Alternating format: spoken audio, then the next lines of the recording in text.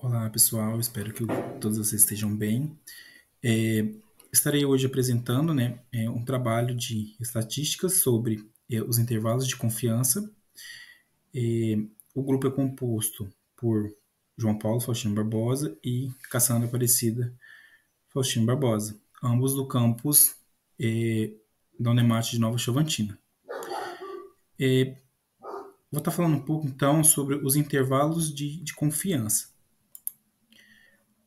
Uma breve introdução. É, Em 1983, Jerry Neyman e Egon Pearson eles introduziram, né, a ideia de testes de hipótese, que são usados para decidir entre duas hipóteses concorrentes. Eles pavimentaram um caminho para o desenvolvimento de intervalos de confiança. E foi em 1937 que Neyman introduziu formalmente o conceito de intervalos de confiança com o seu artigo, né, que é a teoria estatística e estimativa de base clássica da teoria da probabilidade. A ideia de Neyman era fornecer uma ferramenta para qualificar a incerteza nas estimativas amostrais. Ele desenvolveu um método para calcular esses intervalos com base em amostras e distribuições de probabilidade, criando uma ferramenta robusta, né, para interferência estatística. Aqui então a gente podemos ver aqui então um diálogo, né, entre duas colegas, onde uma pergunta: o que é um intervalo de confiança? E a sua colega ela responde: um intervalo de confiança é um arranjo de valores derivado de dados amostrais que estima conter o verdadeiro valor de um parâmetro populacional de uma determinada probabilidade. Entre outras palavras, nos dá uma ideia de quão incerta, né, uma estimativa e quão provável que ela esteja próximo do seu verdadeiro valor populacional.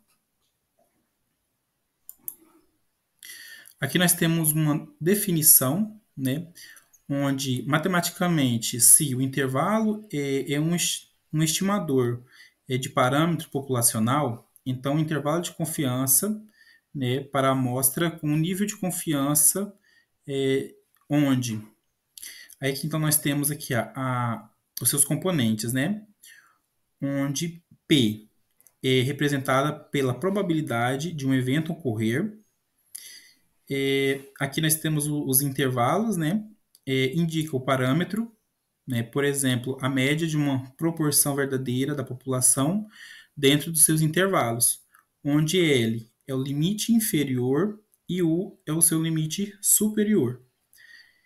E aqui nós temos o nível de confiança, né, que geralmente é expresso como uma porcentagem.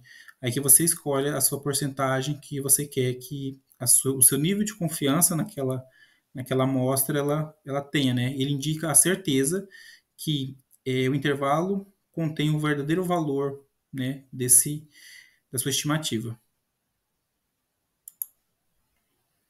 Aqui nós temos, então, o passo a passo, né, de como calcular esse intervalo de confiança. O intervalo de confiança envolve várias etapas e abaixo nós fizemos uma listagem. A primeira delas é a coleta de dados, né? Então, uma amostra representativa da sua população. O segundo passo é o cálculo, né, da estatística amostral, que é calcular a média amostral ou interesse, ou outra estatística de interesse. Determinar o erro padrão, calcular o erro padrão da estimativa amostral e selecionar o nível de confiança, escolher o nível de confiança desejado, por exemplo, 95%. E o cálculo do intervalo, né? Utilizar a fórmula apropriada para calcular o intervalo de confiança. Então vejamos aqui esse exemplo, que é um exemplo prático, né, de média de altura. Imagine que você quer saber a altura média de um adulto de uma cidade. Como é inviável medir todo mundo, né, por exemplo, tem uma população de 20 mil pessoas, então você vai escolher somente uma amostra. Então você tira aí uma amostra que seja representativa, né, para essa população.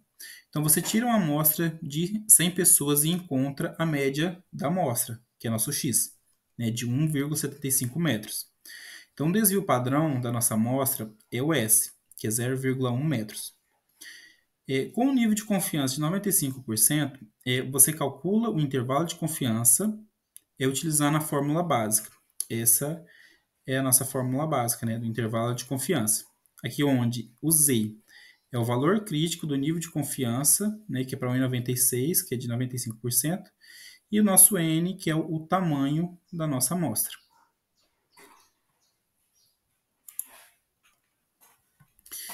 Então, vejamos aqui o exemplo. Nós temos aqui 1,75, que foi a nossa média, né, da amostra, né, do slide anterior, mais ou menos o 1,96, que é o nosso 95%, né, de confiança. Está aqui, ó.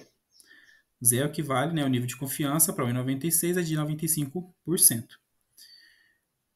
Vezes, né, 0,1, que é o nosso desvio padrão, né, da amostra, 0,1 metros, pela nossa quantidade de amostras, né, que é 100 pessoas. Aí aqui, então, nós temos nosso IC, né, resolvendo os cálculos. Então, aqui nós temos aqui o nosso intervalo. Nosso intervalo, então, vai ser de 1,73 e 1,76, né, arredondando aqui, né, as casas decimais. Então, fica 1,77. Então, o que a gente pode interpretar desse cálculo? Que estamos com 95% confiantes que a altura média da população está entre 1,73 e 1,77 para a população daquela cidade. Aqui nós temos as aplicações práticas. Então, nós hoje que estamos, né, dentro da universidade, nós temos bastante pesquisa científica. Então, principalmente na pesquisa científica, é utilizado, né, esse tipo de amostragem. Na pesquisa científica, intervalos de confiança são amplamente utilizados para inferir parâmetros populacionais a partir de amostras.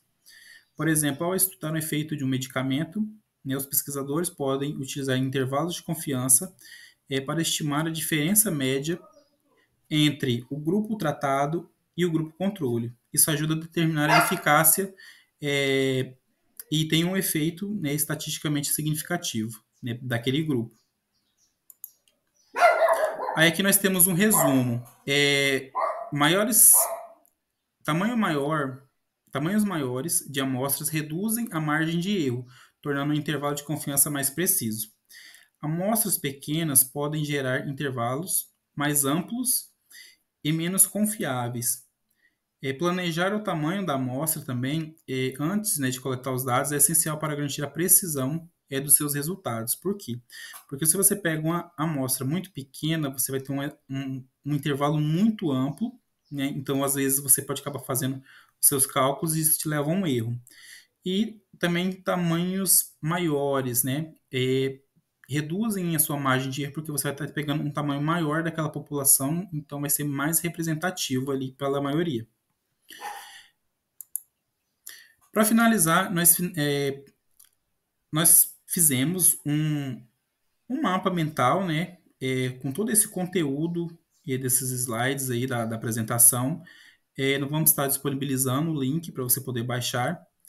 E também fizemos uma lista de 5 exercícios resolvidos, que também dentro desse mapa mental vai estar disponível o link para você poder estar baixando eles. Os exercícios estão todos resolvidos e de maneira simples, de forma sucinta e com todo o passo a passo que você necessita.